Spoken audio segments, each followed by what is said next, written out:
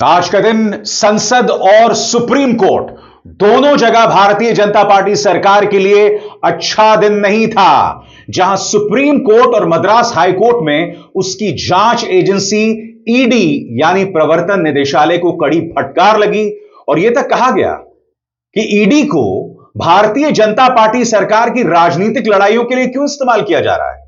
और सबसे बड़ी बात, जब ईडी को यह लताड़ लगाई जा रही थी तब सरकार के पास कोई जवाब नहीं था। और होगा भी कैसे दोस्तों, आप इस बात को बखूबी जानते हैं कि आजाद भारत के इतिहास में यह जो मौजूदा सरकार है, इसने जांच एजेंसीज का इस्तेमाल जिस तरह से विपक्ष के नेताओं, उन पत्रकारों के खिलाफ जो सत्ता से सवाल करते हैं और अपनी राजनीतिक रोटियां सेकने के लिए किया है, आजाद भारत के इतिहास में ऐसा कोई दल नहीं हुआ, ऐसी कोई पार्टी नहीं हुई है। और आज सुप्रीम कोर्ट ने एक बार फिर यह लताड़ लगाई और यह लताड़ एक नहीं, दो नहीं, तीन जगहों पर पड़ी है। उसकी हम चर्चा करेंगे।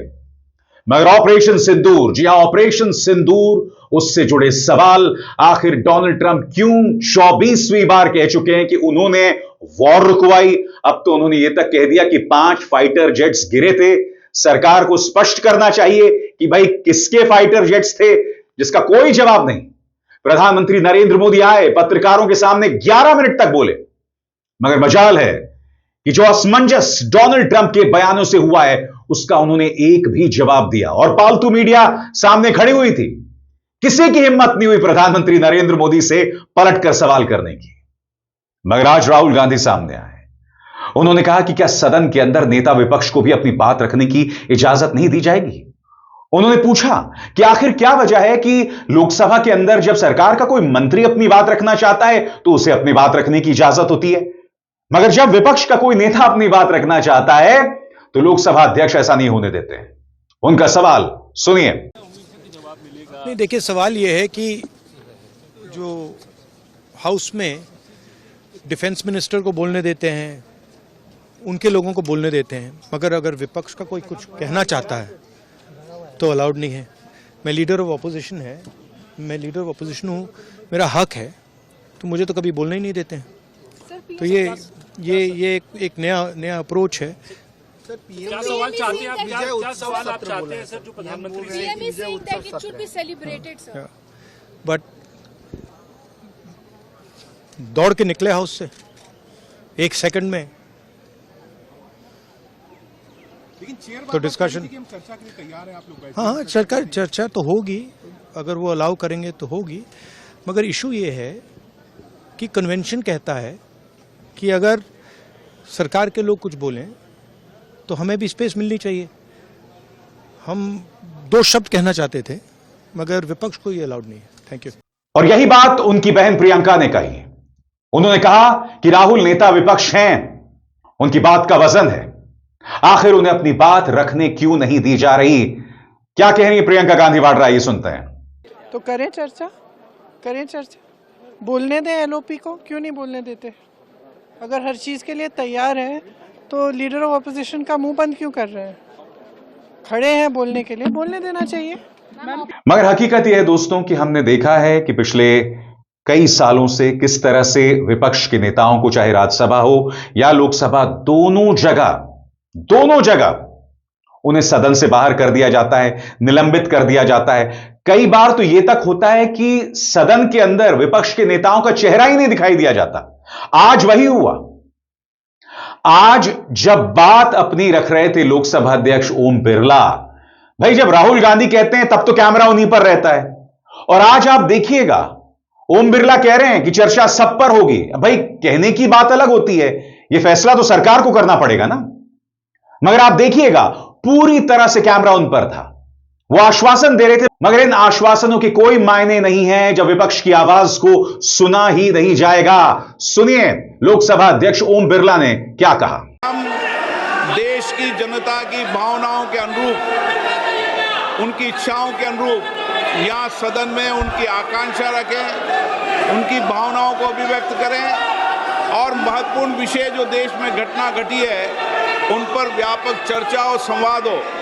इस मिथक को तोड़ना ही चाहिए। मेरा आग्रह आपसे, सदन को आप प्रश्नकाल के बाद प्रश्नकाल जो भी विषय होता है प्रश्नकाल के होते हैं, आप नोटिस दीजिए।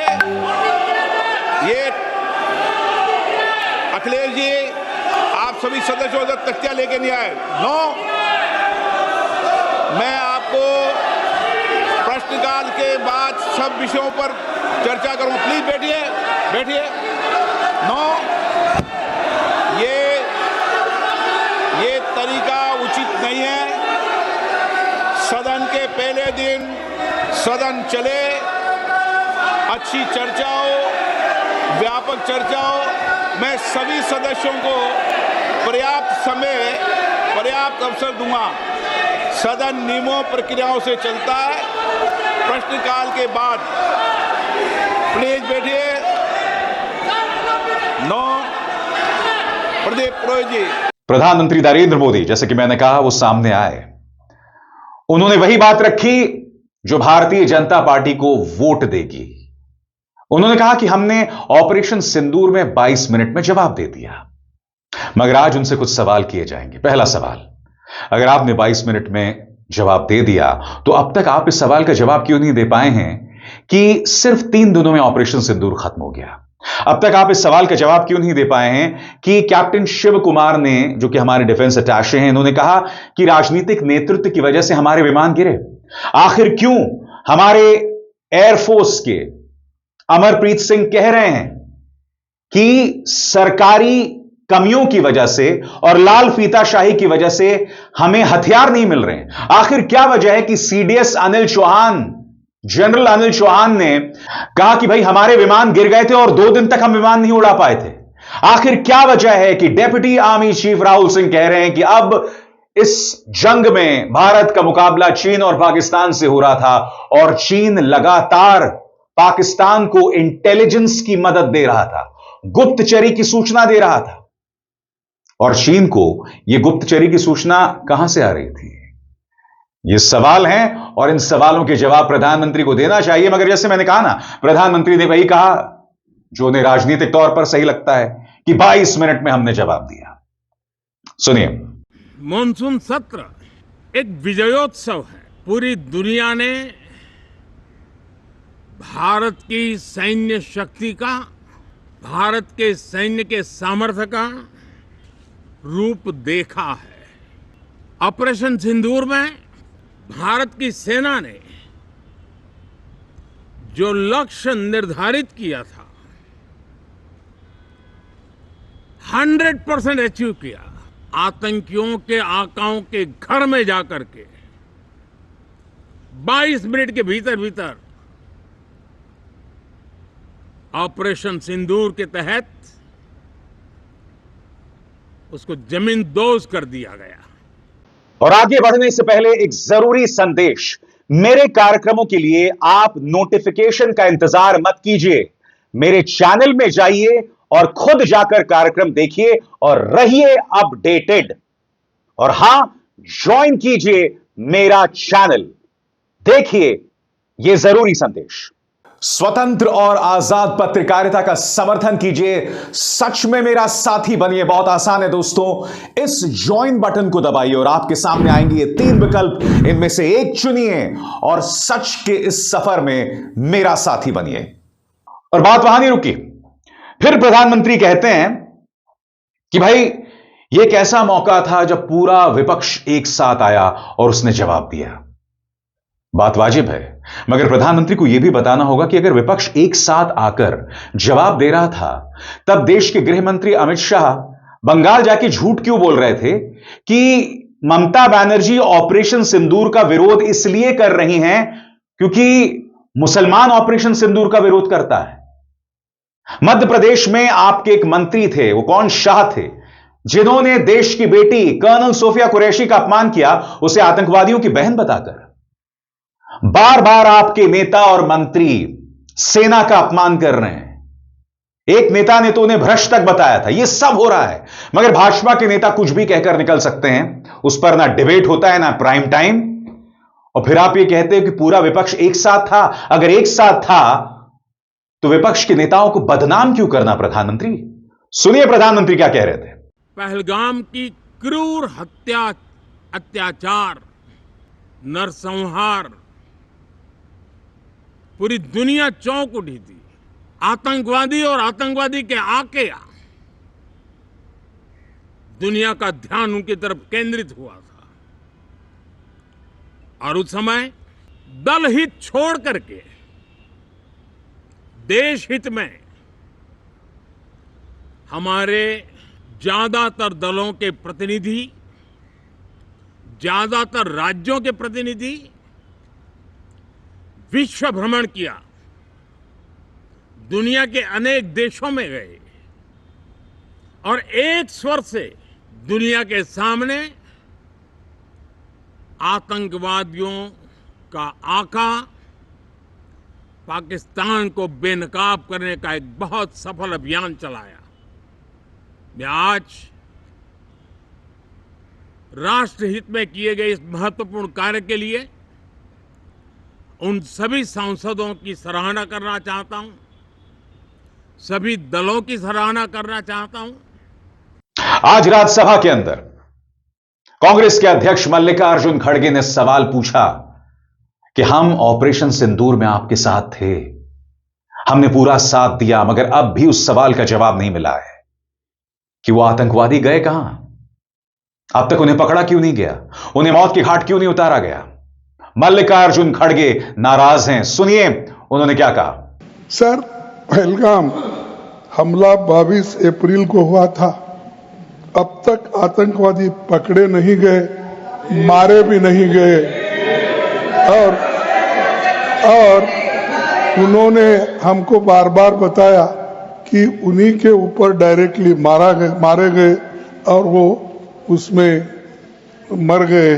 ये भी खबर हमको मिली, लेकिन हम ये जानना चाहते हैं क्योंकि हमने तो अनकंडीशनल सपोर्ट पूरे हाउस, पूरे ऑल पार्टी ने दिया, सिर्फ मेरा पार्टी की नहीं, सभी पार्टियों ने दिया कि देश को मजबूत बनाने के लिए, देश में एकता रखने के लिए और हमारे आर्मी को मॉरल स्ट्रेंथ देने के लिए हमने अनक्वेश्चन यानी कोई प्रश्न न करते हुए हमने ये सब कुछ उनको दिया, समर्थन दिया। लेकिन मैं चाहता हूं कि उनके तरफ से हमको मालूमात मिलना चाहिए, जैसा कि पहलगाम हमला 22 अप्रैल को हुआ था, अब तक आतंकवादी पकड़े तो नहीं गए, लेकिन हुआ क्या? एक मिनट लेकिन J&K में कम से कम इंटेलिजेंस, इनकी सिक्योरिटी है, उसके बारे में उनका फेल्योर हुआ, ये उन्होंने ही कहा है, लेफ्टिनेंट गवर्नर ने कहा है इसमें इंटेलिजेंस फेल्योर है, एक्सेप्ट उन्होंने ही किया, ये हमारी बात नहीं सर। CDS उपसेना प्रमुख और एक वरिष्ठ डिफेंस अटैची ने कुछ बेहद संवेदनशील खुलासे भी उन्होंने किए, जहां पर नहीं मैं सुनता हूं उनका, मेरा एक ही मिनट सुनिए, ओनली 1 मिनट मेरा सुनिए, उसके बाद उनको दीजिए प्लीज। सर, विषय ये है, इन विषयों पे मुझे विषय प्रश्न नहीं है, ये पहलगाम एंड ऑपरेशन सिंदूर के बारे में आपने जो दुनिया को बताया, हमको बताया, हिंदुस्तान के लोगों को बताया, उसकी बात कर रहा हूं। हमारे को इंफॉर्मेशन तो देना चाहिए, हमारे से तो आपने मदद ली। और दूसरी चीज सर, अमेरिका के राष्ट्रपति ट्रंप 24 बार उन्होंने, बाद में सफाई, 24 बार उन्होंने कहा मेरे इंटरफियरेंस से मैं समझौता किया, तभी ये युद्ध थामा, ना ये युद्ध स्टॉप जो हुआ मेरे वजह से हुआ। अरे देश के साथ ये अपमानजनक है। यही बात उद्धव सेना की सांसद प्रियंका चतुर्वेदी ने भी कहा कि भाई देश एकजुट था और वो खुद उस प्रतिनिधिमंडल का हिस्सा थी जो विदेश गया, मगर कहीं ना कहीं हमें इन सवालों का जवाब भी देना पड़ेगा कि भाई वो लोग जो गए उन्होंने क्या हासिल किया, कितने राष्ट्राध्यक्ष भारत के पक्ष में आए, कितने देश भारत के पक्ष में आए। हमारे नेता जो इन तमाम विदेशी दौरों पर थे, उन्होंने क्या CNN को इंटरव्यू दिया, अल जजीरा को इंटरव्यू दिया, बड़े बड़े न्यूज चैनल्स को इंटरव्यू दिया, BBC ने उनका इंटरव्यू किया? क्या भारत का पक्ष वो रखने में कामयाब हुए? इन सवालों के जवाब ना उन सांसदों के पास हैं, ना सरकार के पास हैं।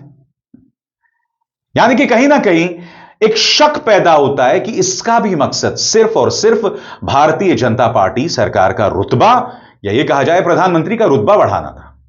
क्या कह रही है प्रियंका, ये सुनते हैं। मिशन सिंदूर के तहत मैं भी बहुत सारे देशों में गई थी भारत का पक्ष रखने, पर मैं मानती हूँ सही विजय उत्सव तभी होगा जब ये आतंकवादी जो अभी भी हम पकड़ नहीं पाए हैं, उनको हम पकड़कर उनको सजाए मौत देंगे। उन परिवारों को तभी पूरा न्याय मिलेगा जब इन आतंकवादियों को पकड़ा जाएगा जो अब तक फरार है। और फिर नड्डा कहते हैं राज्यसभा में कि दूध का दूध और पानी का पानी होगा, सब मामलों की चर्चा होगी। मैंने अभी आपके सामने कई सवाल रखे, इनके जवाब नहीं दिए जाएंगे। ट्रंप की बयानबाजी, ट्रंप ने क्यों पाकिस्तान के बराबर हमें आकर रख दिया? क्यों चीन और पाकिस्तान अब एक साथ हो गए हैं भारत के खिलाफ? क्यों अब तक कितने फाइटर जेट्स गिरे, उसको लेकर कोई पारदर्शी तस्वीर नहीं है? For God sake, we are a democracy. हम एक लोकतंत्र है भाई। अगर हमारे जेट्स गिरे हैं तो हमें साफगोही से, पारदर्शिता से अपनी बात रखनी चाहिए। और मैं आपको बताता हूं क्यों। हम में और पाकिस्तान में फर्क है भाई। हम उनके जैसे नहीं हैं। वो एक डी फैक्टो टेरर स्टेट है, हम एक लोकतंत्र हैं। स्वाभाविक सी बात है, हमें पारदर्शिता से इसलिए भी रखना चाहिए कि अगर उन फाइटर जेट्स की टेक्नोलॉजी में कोई प्रॉब्लम है तो हमें उसे संबोधित करना चाहिए। यही बात अमरप्रीत सिंह भी कह रहे थे, जो कि वायुसेना से जुड़े हुए हैं, वायुसेना प्रमुख है। उन्होंने भी यही बात कही ना। और यह मत भूलिए, deputy army chief Rahul Singh ने कहा था कि भाई कुछ कमी रही है, उस कमी को भी संबोधित करना है। अब यह कमी क्या है, इन सवालों के भी जवाब दिए जाएं। सुनिए नड्डा साहब की खोखली बातें जो उन्होंने रखी। खड़गे जी ने ऑपरेशन सिंदूर और पहलगाम के डिस्कशन के माइन्यूट डिटेल्स को डिस्कस करना शुरू कर दिया। वह नियम के विरुद्ध इसलिए है क्योंकि आपने 267 में उनको परमिशन दी थी कि वह संवैधानिक विषय पर चर्चा करें। नंबर 1 सभापति जी। दूसरा, इस हाउस को और इस हाउस के माध्यम से देश में कहीं यह संदेश नहीं जाना चाहिए कि सरकार पहलगाम और ऑपरेशन सिंदूर पर चर्चा नहीं चाहती। हम चर्चा करेंगे, हर तरीके से करेंगे, और ऑपरेशन सिंदूर के सारी पॉइंट्स को देश और दुनिया के सामने रखा जाएगा। तो जैसे मैंने कहा ना कि आज लोकसभा और राज्यसभा में भाजपा सरकार के लिए अच्छा दिन नहीं था, मगर उसने वही किया जो वो हर बार करती है, आवाज को दबाना, चाहे वो नेता विपक्षी क्यों ना हो। मगर सुप्रीम कोर्ट के सामने नहीं चलेगी। आज सुप्रीम कोर्ट ने साफ शब्दों में कहा कि प्रवर्तन निदेशालय का इस्तेमाल, ईडी का इस्तेमाल राजनीति के लिए ना किया जाए। खबर क्या है आपकी स्क्रीन पर? ईडी को क्यों राजनीतिक लड़ाइयों के लिए इस्तेमाल किया जा रहा है, यह सवाल चीफ जस्टिस BR गवई ने प्रवर्तन निदेशालय से पूछा जब उन्होंने कर्नाटक हाईकोर्ट के फैसले को चुनौती देने वाली ईडी की अपील खारिज कर दी। यह मामला MUDA मनी लॉन्ड्रिंग केस से जुड़ा हुआ है। सरल शब्दों में कहा जाए तो ईडी को लताड़ लगाते हुए सुप्रीम कोर्ट ने इन तल्ख शब्दों का इस्तेमाल किया आपकी स्क्रीन पर। Let political battles be fought in the electorate, why are you being used? A bench led by CJI BR Gavai was hearing ED's appeal against the Karnataka High Court quashing Muda case proceedings against Karnataka CM wife Pavitra. इसके अलावा chief justice of India सरकार के जो नुमाइंदे हैं उनसे क्या कहते हैं? Mister Raju, please don't ask us to open our mouth, otherwise we will be forced to make some harsh comments about the ED. Unfortunately, I have some experience in Maharashtra. You don't perpetuate this violence across the country now. Let the political battles be fought before the electorate. बहुत तल्ख शब्दों का इस्तेमाल है यहां पर। वो कह रहे हैं कि हमारे सामने महाराष्ट्र का तजुर्बा है, ये हिंसा पूरे देश में मत फैलाइए। आप कर क्या रहे हैं? अगर हमने जबान खोल दी तो आपके लिए मुश्किल पड़ जाएगी। और मुद्दा यह नहीं है दोस्तों, मैं आपका ध्यान खींचना चाहूंगा, आज सुप्रीम कोर्ट ने 2 बार फटकारा है इस मुद्दे पर, और मद्रास हाई कोर्ट, जी हां, मद्रास हाई कोर्ट ने क्या कहा इस पर भी गौर किया जाए। कोर्ट ने जोर देकर कहा कि यह तय सिद्धांत है कि अगर किसी कानून में किसी काम को करने का एक तय तरीका लिखा है तो वो काम उसी तरीके से किया जाना चाहिए, कोई और तरीका नहीं चलेगा। कोर्ट ने कहा ईडी कोई सुपर कॉप नहीं है जो हर चीज की जांच करने लगे जो उसके सामने आए। जांच करने के लिए कोई क्रिमिनल एक्टिविटी होनी चाहिए जो पीएमएलए की स्कीम के अंदर आती हो और उस एक्टिविटी से प्रोसीड्स ऑफ क्राइम यानी अपराध से कमाई गई रकम या संपत्ति सामने आनी चाहिए, तभी ईडी को केस में दखल देने का अधिकार मिलता है। एक तरफ सुप्रीम कोर्ट ने क्या कहा कि ईडी का इस्तेमाल राजनीतिक लड़ाइयों के लिए किया जा रहा है, यानी कि सीधा करारा तमाचा न सिर्फ ईडी पर बल्कि भाजपा सरकार पर भी। दूसरी तरफ मद्रास हाईकोर्ट क्या कह रहा है, सुपर कॉप मत बनिए, जब तक प्रोसीड्स ऑफ क्राइम यानी अपराध से की गई कमाई को लेकर जानकारी सामने नहीं आई आप मामले में दखल नहीं दे सकते हैं। मैं फिर आपसे पूछना चाहता हूं दोस्तों, जो ईडी अभिसार शर्मा को परेशान करता है, न्यूज क्लिक को परेशान करता है, विपक्ष के नेताओं को परेशान करता है, आज देखिए सुप्रीम कोर्ट और मद्रास हाई कोर्ट ने किस तरह से इन्हें करारा तमाचा मारा है। मैं एक और शब्द का इस्तेमाल करना चाहता हूं, मगर मामला सुप्रीम कोर्ट और हाई कोर्ट का, लिहाजा मैं उस शब्द का इस्तेमाल नहीं करूंगा। जी हां, मैं किसके शरीर पे कितने कपड़े हैं इसका जिक्र नहीं करने वाला हूं, मगर आपको गौर करना पड़ेगा कि सुप्रीम कोर्ट में एक और मुद्दे पर लताड़ लगाई गई है।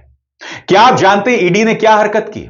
ईडी ने 2 वरिष्ठ वकीलों को पूछताछ के लिए बुला दिया। अब वो जो 2 वरिष्ठ वकील थे वो एक मामले में सिर्फ सलाह मशवरा कर रहे थे। सुप्रीम कोर्ट ने सुओ मोटो यह मुद्दा उठाया है और कहा है कि आप कर क्या रहे हो भाई, अब आप वकीलों को भी पूछताछ के लिए बुलाएंगे जो अपनी राय किसी को दे रहे हैं। सुनिए क्या हुआ और यह भी सुनिए कि सरकार इस बारे में क्या कह रही है। सुप्रीम कोर्ट ने सोमवार को कहा कि उसे यह जानकर झटका लगा है कि प्रवर्तन निदेशालय ने सीनियर वकीलों अरविंद दातार और प्रताप वेणुगोपाल को समन भेजा है सिर्फ इसलिए क्योंकि उन्होंने एक केस में कानूनी राय दी थी। मुख्य न्यायाधीश BR गवई और न्यायमूर्ति विनोद चंद्रन की बेंच ने सवाल उठाया, वकीलों को ऐसे कैसे समन किया जा सकता है?